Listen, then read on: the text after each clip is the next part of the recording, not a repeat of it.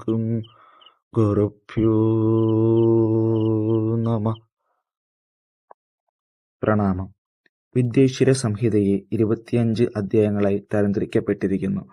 അതിലെ ഒന്നാമത്തെ അധ്യായത്തെക്കുറിച്ച് ഇവിടെ സംവദിക്കാം. അധ്യായം 1. മുനി പ്രശ്ന വർണ്ണനം.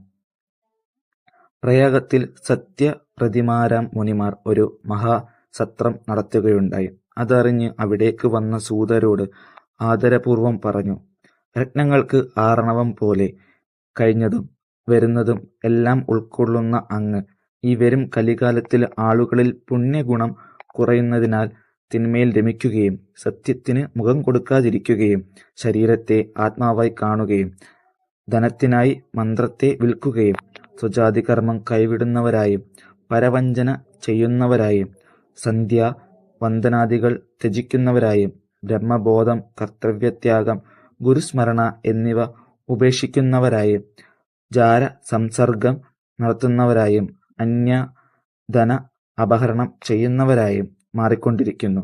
അതിനാൽ ഇങ്ങനെ വന്നു ചേരുന്ന പാപകർമ്മങ്ങളാൽ മലിനമായവർക്കുള്ള പാപശാന്തി എങ്ങനെ വന്നിടും എന്ന് അങ്ങ് പറഞ്ഞു തന്നാലും എന്ന് ശൗനകാദി മുനിമാർ സൂതനോട് പ്രശ്നം ചെയ്യുന്ന രീതിയിൽ പ്രഥമ അധ്യായം അവസാനിക്കുന്നു.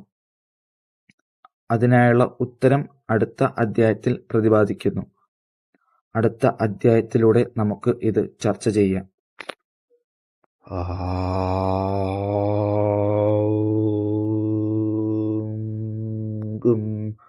ഗുരുഭ്യോ